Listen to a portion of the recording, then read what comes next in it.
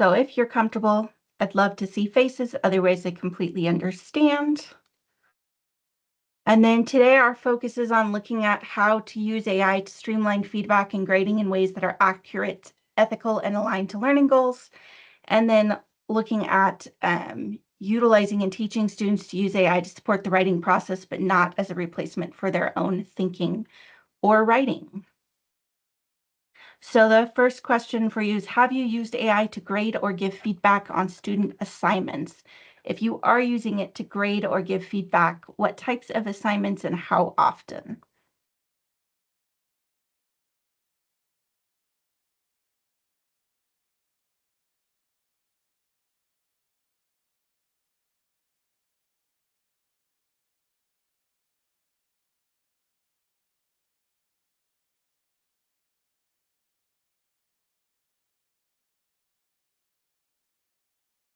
And thank you, Amber. If you haven't used AI to grade or give feedback, even saying that is helpful for me to kind of know where everybody is at in the room.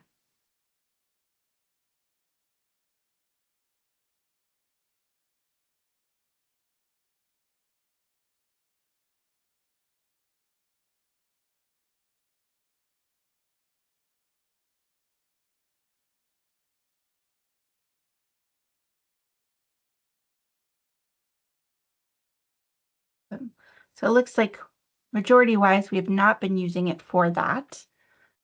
And this definitely isn't saying that you should. It's just a conversation about AI feedback and grading. So why feedback and grading break teachers, especially if you are grading things that take more time, essays or papers versus multiple choice or true, false, and all those other type of questions that you can use automatic grading systems for. It's a huge workload. Feedback often arrives late, or we have to take a lot of time to get that feedback to the students quickly so that it is relevant.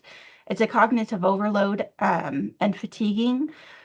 As we get more tired, we could have bias or an inconsistency in the way that we're grading them, especially as we get to that bottom of the stack.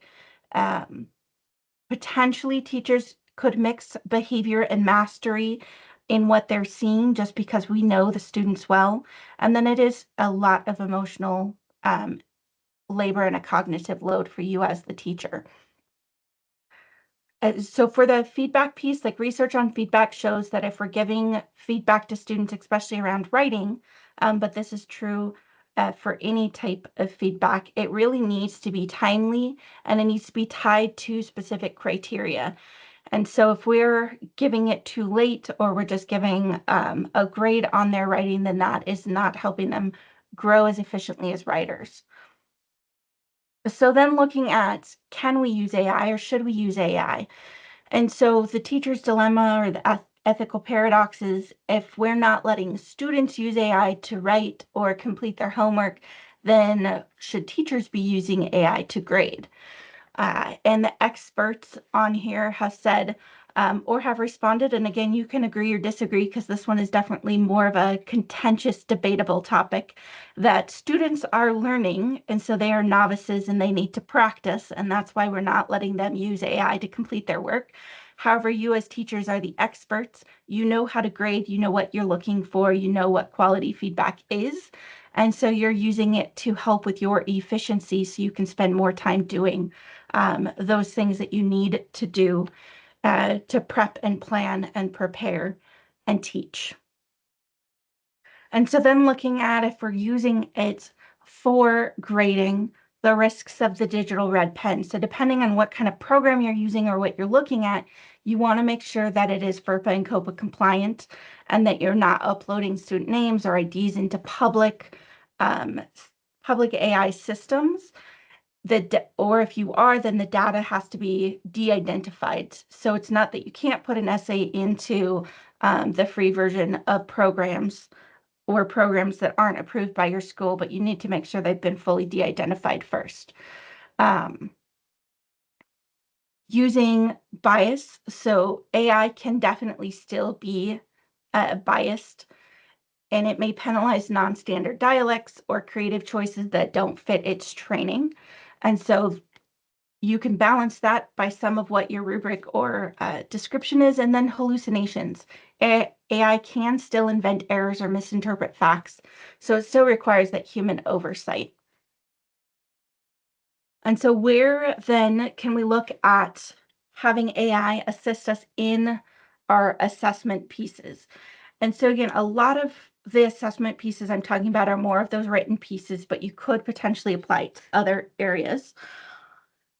The big thing to keep in mind is that human in the loop element always needs to be there. So you as the teacher, as the expert, need to be able to look at everything that AI produces as far as either feedback or the grade and go, does this actually match my criteria? And is this what I want it to say? And is this helpful?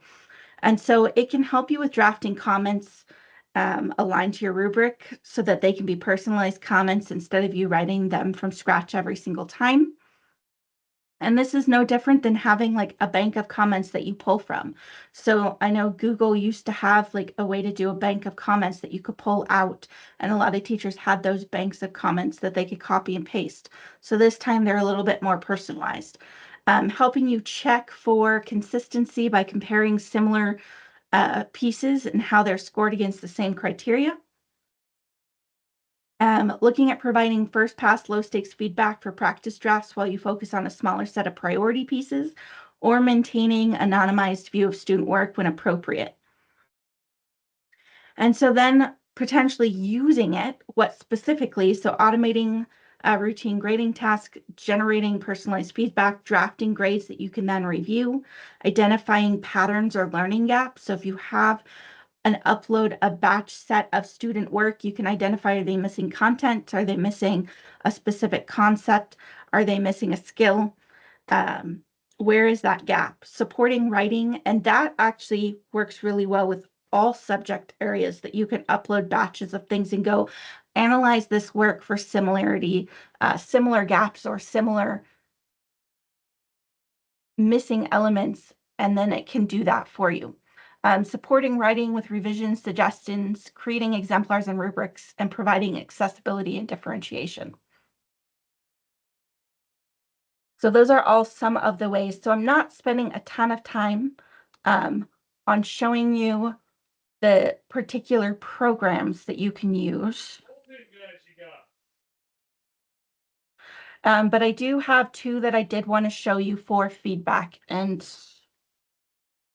Brisk was supposed to be on here and it disappeared. So there's actually two. So the first one is Brisk. Brisk is a Chrome extension. And so once you've installed the extension, it will show up as this little B down in the corner. Brisk does not grade the work for you, so you still have to do the grading, but it does it within the Google Sphere, which is super helpful. And so Brisk is really only used for providing extra feedback to students or more in-depth feedback. So if I click on the little Brisk icon,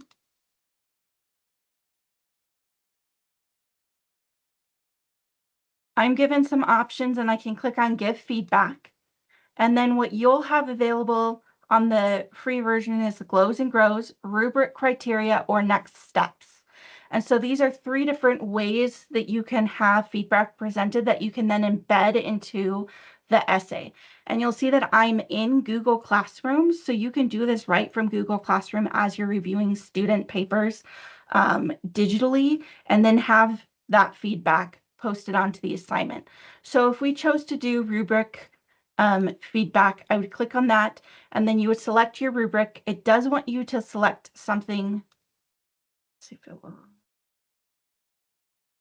From your desktop. So you will have to download the rubric for that.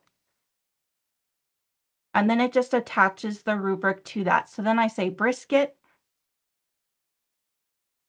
And so this is an 8th grade essay that was written pre-AI. So I know it's 100% student work.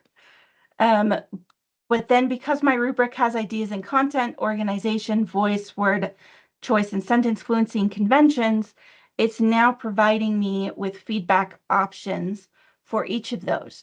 I'm able to edit this. So if I don't like some of the things that it says or I feel it's too much, I can delete those pieces. I can copy and then paste it as a comment, or I can say insert, and it will just insert it at the bottom as a comment or as a piece for the students. So now I have this in here that students are able to look at and review.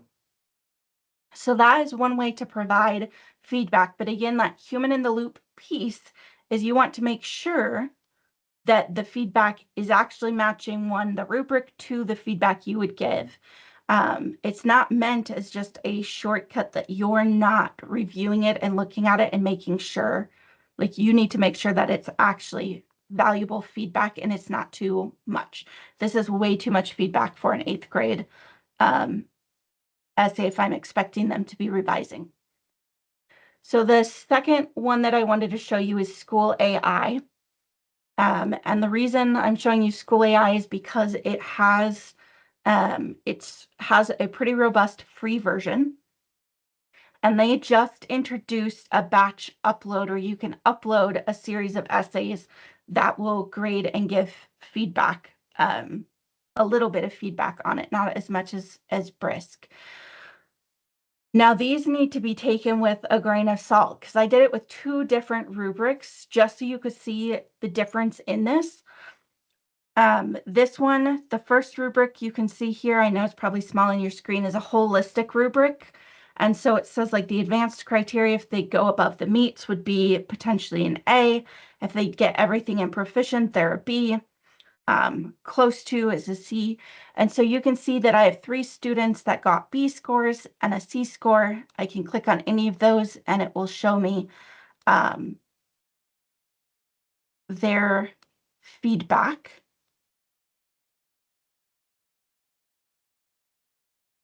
However, when I did this a second time with a 4-point rubric, it scored C's instead of B's, and that one C went to a D. And so you need to decide the type of rubric and whether or not the scoring matches and where you place that. And sometimes even when you look at the essays, I get those, like, oh, that was not. So this student scored almost all 4s. And on mine, generally, like the 4s mean that it would be a B. So this would be either a C plus or a B minus. If I was using the rubric to score the way I would in the classroom.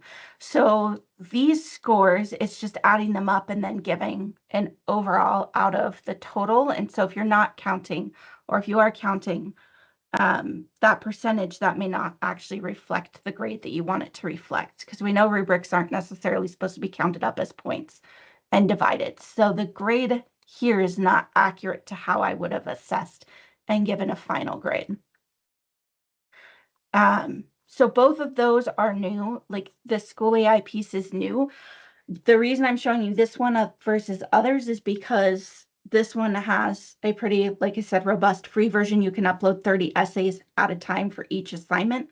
And if I go back, it will show the sessions and you're able to do new sessions. You can name them. You can either paste the rubric or attach a file. And those can be from Google Drive. It can be from OneDrive. It can be from your computer. You can put in a word count and a due date and then create the session that will give you the feedback. The other thing that it will do is you can get a link for students. And then that link is a feedback link specifically for the rubric that you put in. So students would copy and paste their essay in here, and then they would get similar feedback from what they got before and have an idea of what their grade might be so that they could then go in and revise. The other ones, that's not to say there aren't good quality potential tools out there, but all of the ones that I've seen have a very limited free version that's either a couple essays or doesn't allow you to tie into Google Classroom. It requires uploading everything from the computer. And so there's a variety of different tools, and I have not tried them because they don't have good, robust, free versions that you can access without paying a monthly subscription cost. If you know of any tools that nobody on here, I think, has used very many tools, but if you've heard of a tool that you want me to explore, please feel free to share. So then we're looking at when should we automate or use these formative assessments.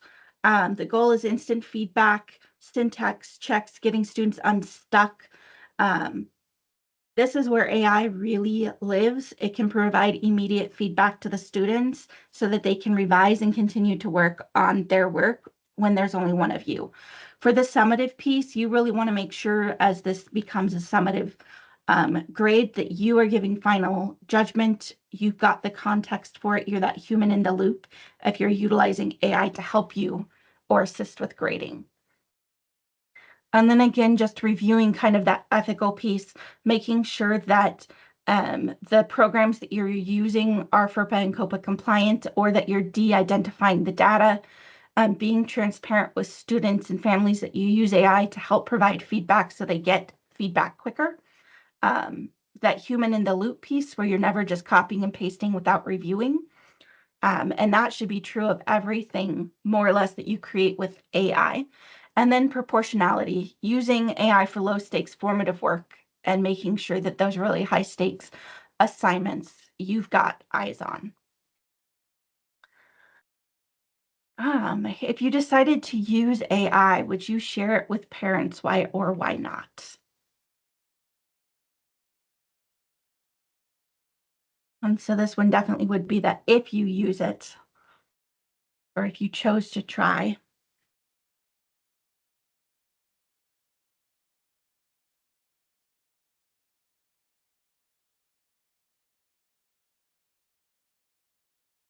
Okay, so the next part now is we're jumping into the writing portion. And so these definitely go hand in hand together.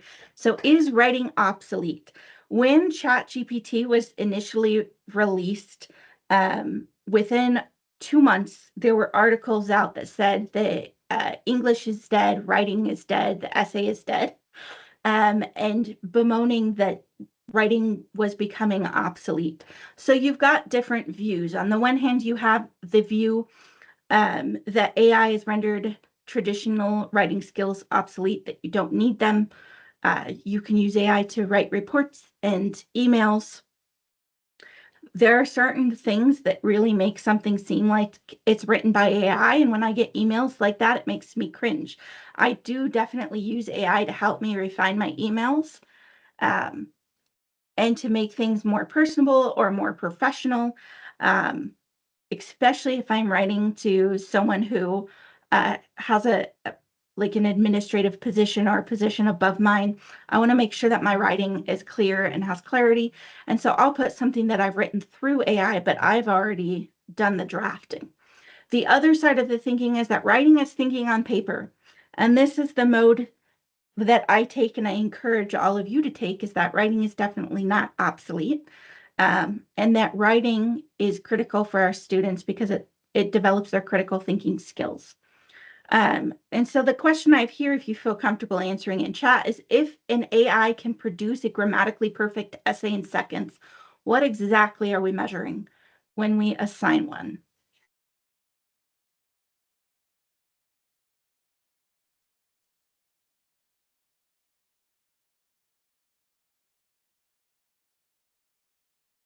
So that could be a question, food for thought.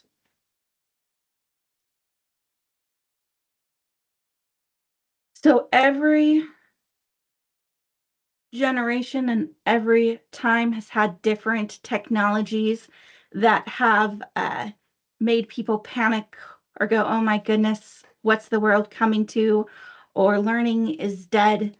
Uh, all sorts of things. So we had the pencil invented in the 1600s. So now writing is accessible to more people and we can do more note taking. We had the chalkboard. Overhead projectors began in the 60s. Then we had photocopiers so we could mass produce worksheets for our students. The calculators was definitely similar to English teachers and anyone who utilized writing when the calculator came out, there was an, oh my goodness, math is dead and students are never going to do math facts again.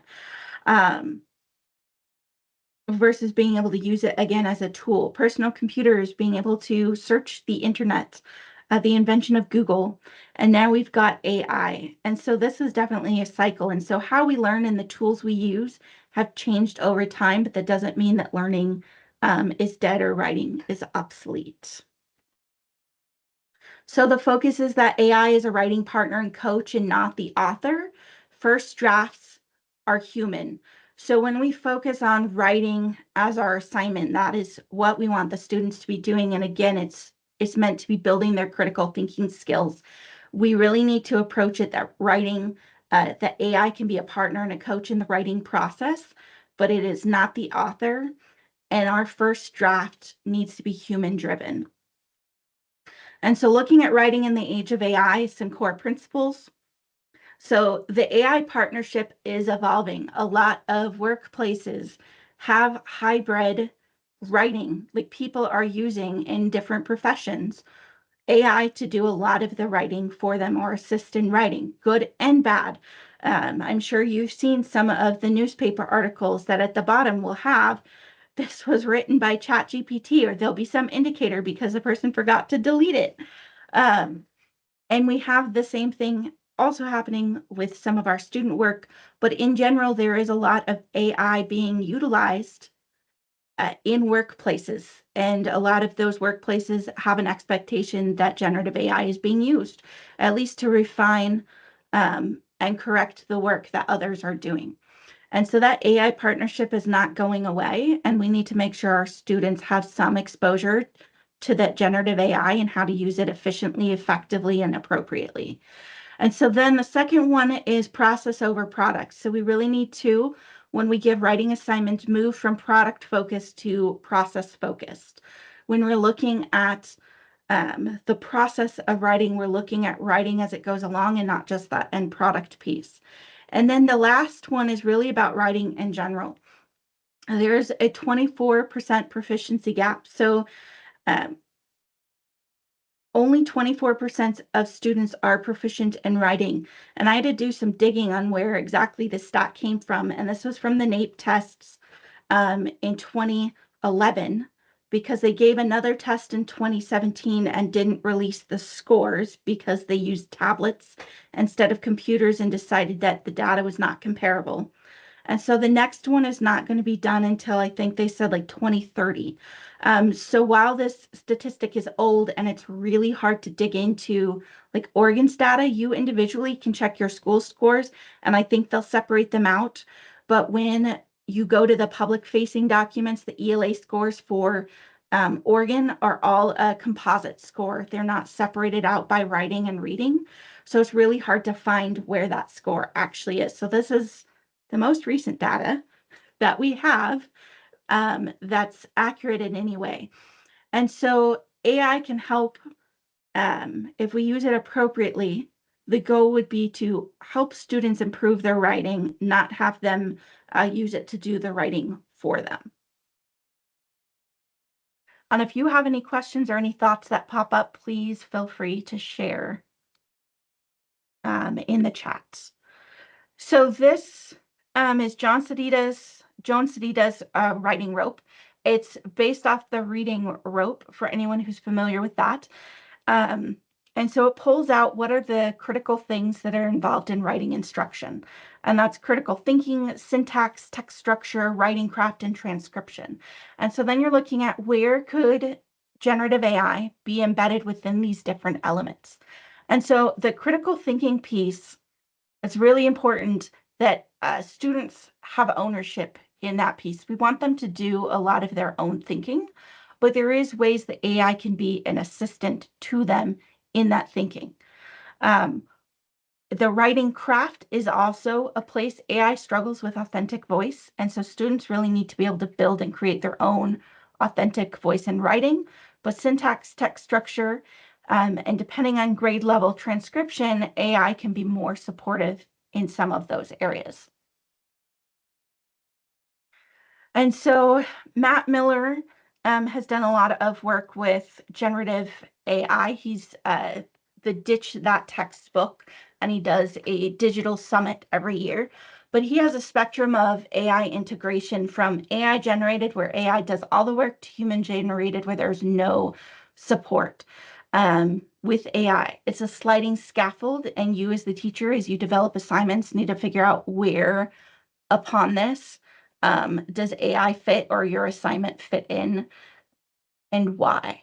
And so potentially to support that, you can use something like a red, yellow, green, so stoplight rubric for that. This is one that I'm helping some teachers in a district develop, whereas the red is the you may not use, period. It is not allowed. So having AI generate your complete essay, report, creative content, anything that you just have AI create for you fully, that is considered either plagiarism or cheating. Harmful content, substitution of work, unauthorized or unsupervised use. But then we're looking at like the yellow you can use with permission, and the green you can do anytime. So developing something like this so students know, hey, I'm struggling with this concept. I can generate extra practice problems to strengthen that skill. They can go to AI and ask AI for that. Reflect on their own learning or self-assessment. Help organize their notes or create a study guide. So you can create something similar to this, and you'll have all these slides to help guide what you want students or are comfortable with having students do. You could also do something more basic and just post like the red, yellow, green, and then tell students this assignment is a red assignment. There is absolutely no AI any part in the process. Or this is a green assignment. You can do whatever you want with AI to try and support you on this birdhouse construction project. And so then as we move forward within Joan Sedita's work, she also rethought the writing process and moved it to a little bit of a simpler piece, but we're looking at think, plan, write, and revise versus like the pre-write, the draft. And so those are built into these pieces, and you'll see that they also circle back on each other. And so AI can fit into each of these pieces with writing. And so what I'm going to do with the next piece is show you for each section of this, the think, plan, write, or revise, where you could build AI pieces in. I believe that most of us are secondary. And so for this first part, we're really looking at middle school and high school with the examples that I have. And I do have a couple slides talking about where this would fit with elementary after. But for a lot of these pieces, because elementary students are really developing those critical skills and foundational skills, they need to be doing all of the writing themselves. So looking at the thinking stage, we can have students use AI to spark ideas, but again, without writing for the students. So generating and refining ideas, clarifying the prompts, and building background knowledge are all ways that we could potentially utilize AI in that beginning stage. So in AI and the thinking stage, these are some potential middle school uses around like clarifying the prompt. So students are struggling to understand exactly what it is that they're supposed to do. Then they can post it in and say, explain this assignment in kid-friendly language and list the 3 to 5 things I need to do. And then compare that to the rubric to make sure that it's still meeting it. They could look at building some background knowledge that they need to have to be able to write about a topic. Creating a question generator or a topic generator. And I'll be showing you a potential utilizer for the topic generator. For high school, potentially again using it for brainstorming, exploring different perspectives, or looking at some vocabulary and concept checks. So if a student's getting stuck on words, being able to type that in and get an explanation in simple language, and then some examples that tie into what they're doing. So your demo for this, this demo is available if you would like to log in. You would type that top piece into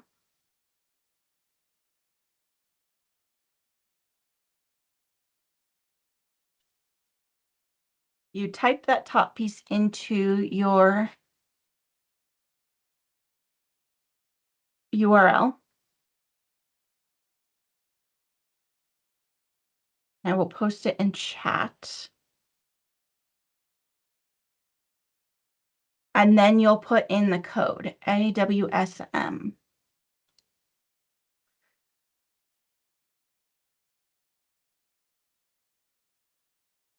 And so this is a writing assistant. So it's a space. I'm utilizing school AI again.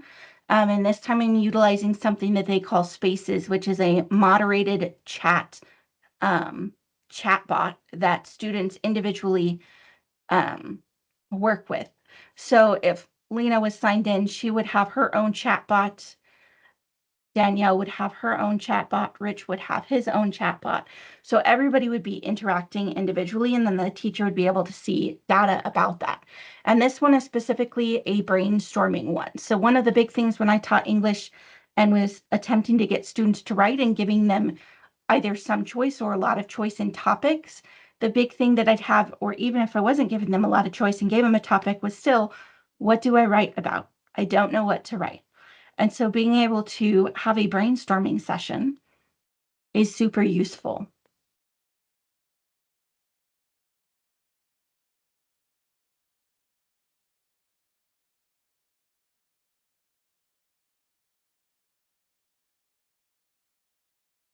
So if you're not logged in, I'll show you what that would look like. So from the student side, this is what you would see. So today we're brainstorming a topic for you to get started. What's something you have a strong opinion about? You can also have fun with being a kid and be like, I don't know. And it will prompt with more questions. So it's like, which of these might be interesting to you?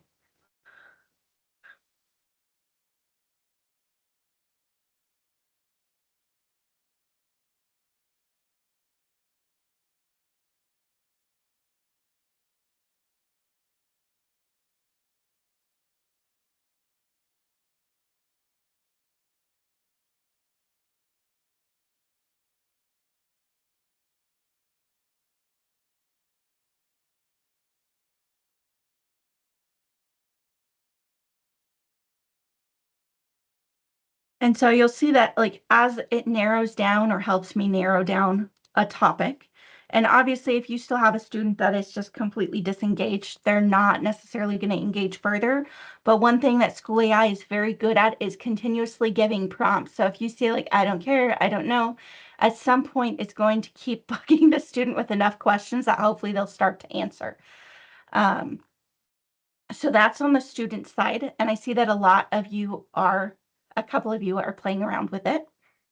On the teacher side, then, what you get is this moderated space where you can see the students who are um, interacting.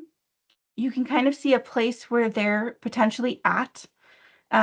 You're able to see like they're just getting started because we haven't fully brainstormed our topics. You're able to see specifically like the last thing that they said. If there's anything concerning or alarming that pops up, regardless of grade level, it will have like a red tag across the top of the screen that is asking you to look at it. And so then you're able to click into individual students and you can see the back and forth from each individual student, along with kind of like where they're at in that session or how they're interacting with AI. And so at that point, then, like I can see that Evan dislikes AI. I was trying to be the antagonistic student with it. Awesome. I just had to clarify that. That No, was my last comment with it. I you're was good. saying And I that's don't. what I like. Yeah, I like to see that because it's good to kind of know like how antagonistic can you be? What can you say and what will it keep coming back as? Yeah, I kept saying Um, I don't care. I don't know. I hate school. I don't like AI, just to see what it was doing. and like I said, at some point, hopefully the student will decide to give in with just the amount of questions that they're continually asked and the subjects and play along. But if they're not then they're not. It's no different than any other assignment. But hopefully the goal is that with enough suggestions or ideas, students would be able to develop a topic or help find one based on some of the things that they're interested in, and look at some of the perspectives around that topic.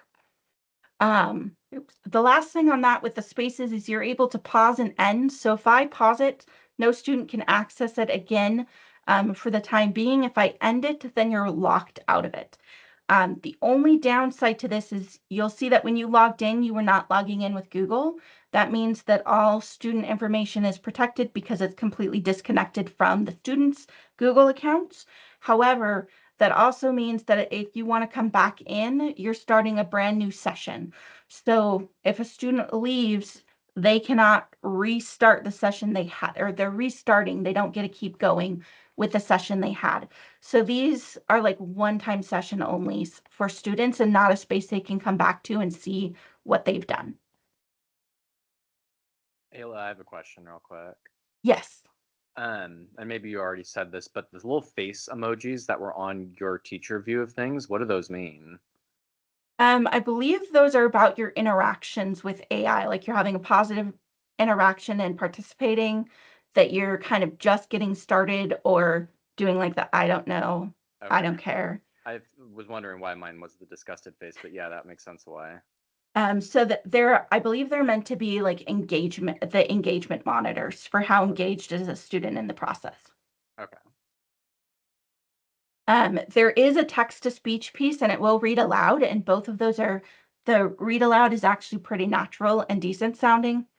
And the text to speech option is there so students could talk back and forth. And I've had second grade students utilizing that to be able to ask questions as they were doing extra research for a project on different historical figures. And we know that research at a second grade level is really hard because there's not a lot of books or things that are written and accessible for second graders. So being able to ask those extra questions, utilizing that speech to text is helpful and is a great way to differentiate. All right, so the next one is AI in the planning stage. So the planning stage is around organizing ideas. This should still really be human authored. However, like helping to organize those ideas, you've got a couple different ideas. You have your major topics or main ideas. Um, you may want to use AI for a variety of things. So again, these are some potential middle school uses. So creating graphic organizers and either letting the students create it or you utilizing AI to help create the graphic organizer, guided outline coaching. So students provide some of their notes and then AI guides them to help them structure, like what point is your strongest point? What details are supporting this as your strongest point? Okay, do you want to put that first? Why or why not? So asking those questions that we would ask as we're coaching students or guiding students to writing, but having AI do it. For high school, again, those similar ones, really focusing on counter argument, really focusing in on audience, or even comparing possible outlines. So going, what would be the benefit of writing? Like, this is my topic. These are my main argument pieces. If I wrote it chronologically, kind of what would that outline look like? If I chose to write it thematically, what would that outline look like? So that the student can then compare it, not letting AI compare it. So the demo for this one that I wanted to show you is Perplexity. Perplexity is more of a search engine.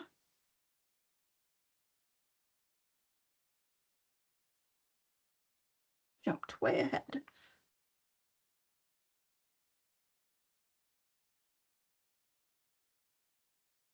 And so Perplexity, when you go to it, it doesn't require logging in. However, if students do log in and aren't blocked from logging in, it will save their chat history so they can go back and see the sources that they found. So if they had done the school AI brainstorming and they came up with a topic of cell phones, they could then go, my topic,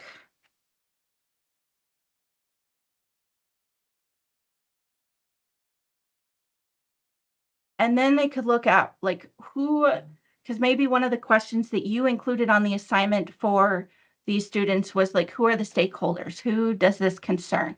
Because that would be a good vocab word for students to utilize. So who are the stakeholders? This topic. Oops.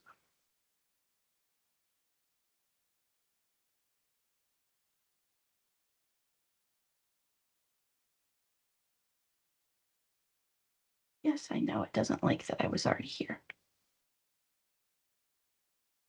And so what this one does that's better than Google, so it's still giving you things, but it gives it more as like a list of potential answers. So obviously we don't want to use it to just have students put in like, what are the main arguments for my topic?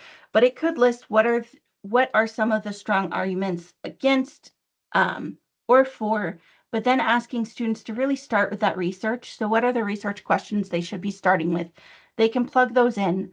And then as they're getting answers, it comes with different sources. So for students, learning, attention, social life, safety are directly affected.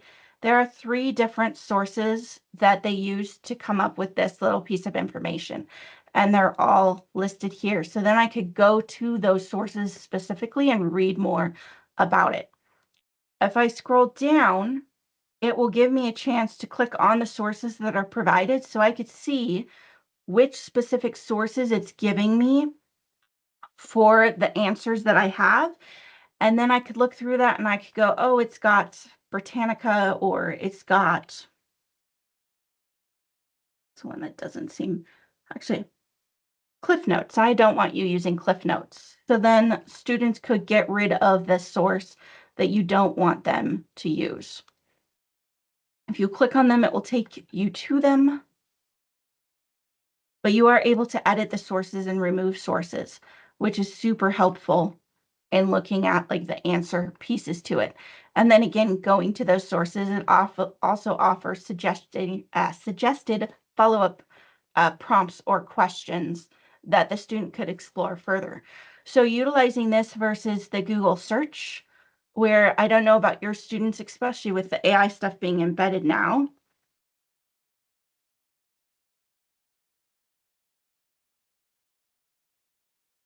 But before they had the AI overview, they still had a summary overview, and I'd have students just copy this and then put that into their research and say it came from Google. And that was most definitely not where I wanted them to be getting their information or utilizing search. And so I like Perplexity in that way. It's definitely not like high end or giving you really great resources, but neither is this for search in Google. And so the things that are showing up in Perplexity are a lot of those same things that are showing up here. Okay, that is Perplexity. It's one way that you can use the thinking or the pre-writing stage. Then we've got the writing stage itself. So this really should be student focused and student created. We want our students to do the critical thinking and the hard work of figuring out what they want their first draft to look like, and then utilizing support after. However, there are places where you could build in support for them. So some of that pre-draft language, so if you're working on transitions, having students come up with a transitions list, or utilizing AI to give them some transitional words. And they can choose some of those to use then while doing their draft. Creating sentence stems for ELL or special ed students. Um, and they can either ask again or we could pre-create that for them. And then live checks for understanding of the rubric. So talking to AI and interacting AI about what different things mean, potentially providing an example that is not related to what they're currently writing about. Um, and then utilizing those paraphrases or explanations to really understand what the assignment is, like what does a for look like?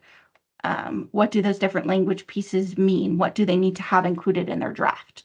And so being able to kind of have that back and forth interaction to give them a deeper understanding of the expectations. And then that last stage is looking at AI and revision. And this is a place where AI can really shine because, again, as teachers, there is only one of you. And if you have full classes through the full day, you've got a lot of students and a lot of essays or writing, regardless of whether or not they're for health or English or social studies. That is a lot of writing to try and review and give feedback on the writing pieces and the content pieces. And so being able to utilize AI as a first stage revision coach is super helpful. So in middle school, some of the things that they can do is um, have targeted feedback.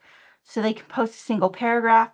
You'll notice a lot of these will say like use kid-friendly language, ask questions, don't make fixes.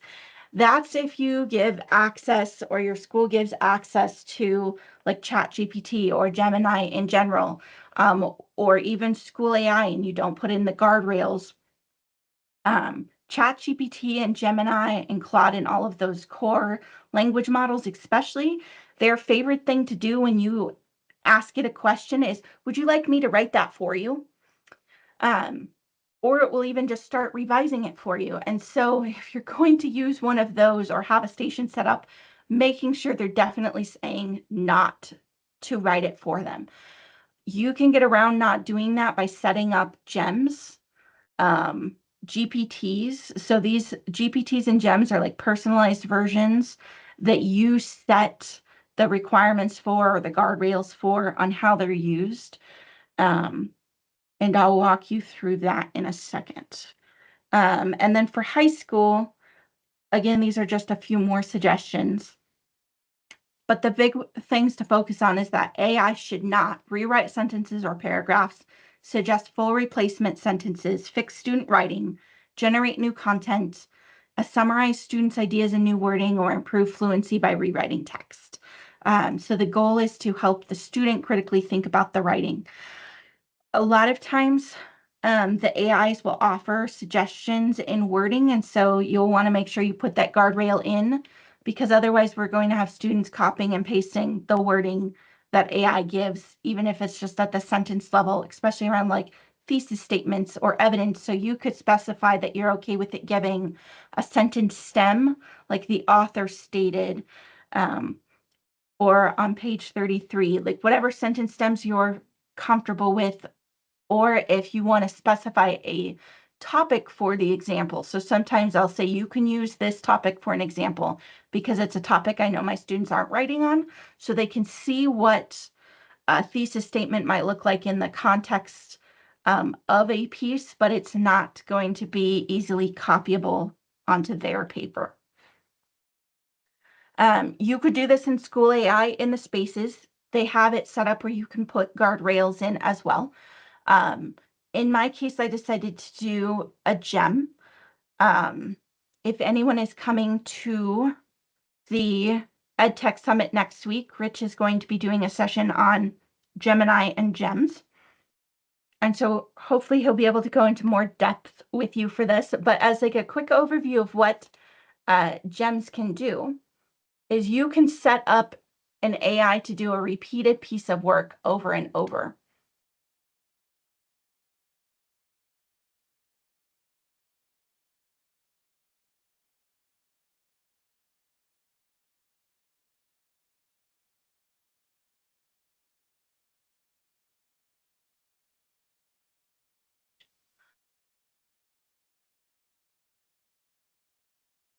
So in this case, I have two gems. I have a revision coach and a lesson planner, and you're able to share these just by clicking on the three dots and share.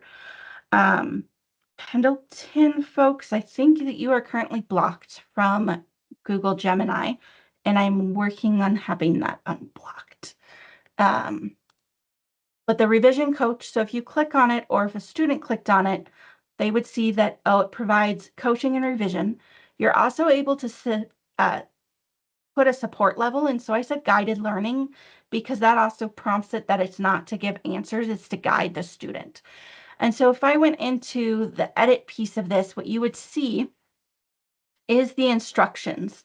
And the instructions help to give like its purpose, assist high school students in refining their assignment, essay, or paragraphs, encourage independent thinking and writing skills, provide specific actionable feedback, behaviors and rules. So I gave it very specific rules.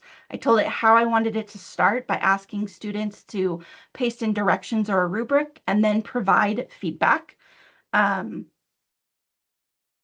So I gave it specific things that it needed to do. I told it the feedback process to do. So I said, do not write, rewrite, or alter the student's voice. I gave it coaching methods and progression, and you can have AI help you write this and refine it so that you have a really good instructional prompt. And then from there, you'll see that I've already done this. So it says, once you've shared those, I'll ask where you'd like to begin. So I posted in a rubric, I posted in my writing, and this is a student exemplar that I had. And then it says, thank you for sharing those. Where would you like to start? And so I'm able to choose. Awesome. Thank you, Danielle, for sharing that. My Pendleton account must be super restricted. So I'm glad that you have those and have access to those. So then within this, I said, let's start with my introduction. And so it gave me initial feedback, and what I was trying to prompt it to do, and I struggled with, was to give me embedded feedback, because I feel like the embedded feedback is more helpful. So you can train students that if it doesn't do that and just reading these doesn't make sense to them, you can say, can you embed the feedback into my introduction so I can see where you are commenting? And so now this is my paragraph, my first exemplar paragraph with their comments specifically embedded within it. So then as a student, I'm able to look at this and go, okay, now I've got 3 specific areas in my introduction that they're commenting on or telling me something that I could potentially do. And then it's giving me a next step. So pick one of those to tackle first, and then share your new version whenever you're ready. So then I could share that and get more feedback on that, or it would let me move on to another section of the essay. And so that is part of like that guided learning. And again, those gems. So the gems are super helpful if you have repetitive things you want students to be able to access or do, or even for yourself if you want repetitive things. So that way you don't have to prompt. So you'll notice that I didn't have to prompt AI with anything. I didn't have to tell it what I wanted it to look for. I didn't have to tell it what it was grading on or that it was looking at a student essay. It knew already because it was preset. Looking at, then elementary. So AI and elementary writing, there are places where AI could be used potentially in elementary, but a cautionary piece is we know that handwriting is extremely important, especially in elementary. It builds the reading and spelling networks in the brain. It's a motor plus a cognitive task, and so AI should not be doing the writing for elementary students. And over-reliance on AI or typing alone can skip developmental steps. So just being very cautious on how AI is utilized to support or supplement elementary writing. Here are some potentially developmental uses. So a lot of them are for teachers, but with students with strong guardrails, students could use it to spell check some potential words every once in a while, looking at vocabulary options, potentially revising a sentence after they've already handwritten it.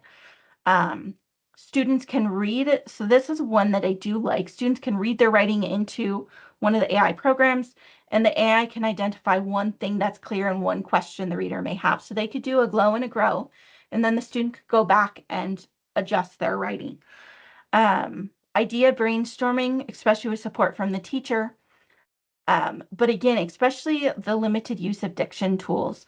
It's also one of the projects I mentioned before, like being able to utilize it for some research, but the students had already read a book about their topic and they had developed questions on their historical person that they had attempted to answer first, and then they wrote follow-up questions. And those follow-up questions were how they were interacting with AI in the mode of the AI was taking on that historical person for them and answering those secondary set of questions. So they did a lot of pre-work that was not on AI before using AI for research. So as we finish up, redesigning assignments, really focus If you're concerned about student use of AI, try as much as possible to focus on the process over the product. And so having students track changes, show prompt history, reflect on the AI's output, um, versus just turning in a product that you're looking at once and grading. Because that focus on that makes it really easy for students to be able to pull in something and cheat, and AI checkers are not going to catch them or catch most of them because there's free humanizers out there that will take an AI work, put it through a humanizer, and then it looks like it's 100% human to the AI chatbot. It may still be a not great essay that you're giving a C or a D to, but it's still passing work for the student. And some of them, if they're doing that, are probably going to be happy with that. So if we focus on the process piece, we're trying to take out um, just that incentive to plug in the prompt and get an answer. The one who does the work is the one who does the learning. We want our students to do the work. We want them to do the learning. Last thought on this piece is that there are strategies for authentic writing, and some of those can be requiring students to explain their choices, whether it's written or oral, talking about like, why did you choose this claim? How did you improve this paragraph? Use craft reflections or annotations, having them mark up their writing, talk about where they struggled, what revisions they made, what craft moves they made, reflecting on AI's impact on their voice. So where did AI make suggestions and where did they make those corrections or revisions? Using low stakes in class writing, asking students again to show their process through outlines or graphic organizers and drafts, targeted conferences. You can require AI use statements. Those have a variety of success. Some students will take it seriously, some will sign them and then still use AI. And then there's the option to inspect version history as well. But again, there are AI programs out there that can cheat at that as well. So a couple final takeaways in looking at AI with writing: don't ban, but adapt. So how can you utilize it to support learning? Focus on process, grade with transparency, and keep the rope tight. So really explicitly teach writing. And then our next talk is looking at visual images, and that is March 10th. So thank you so much for joining me. I know that was a lot, and I went through it fast, hopefully not too quickly. If you have any questions, feel free to post them in the chat or unmute, or any closing thoughts that you want to share. And I will stick around for a few minutes to be able to answer those. Otherwise, thank you so much for being here.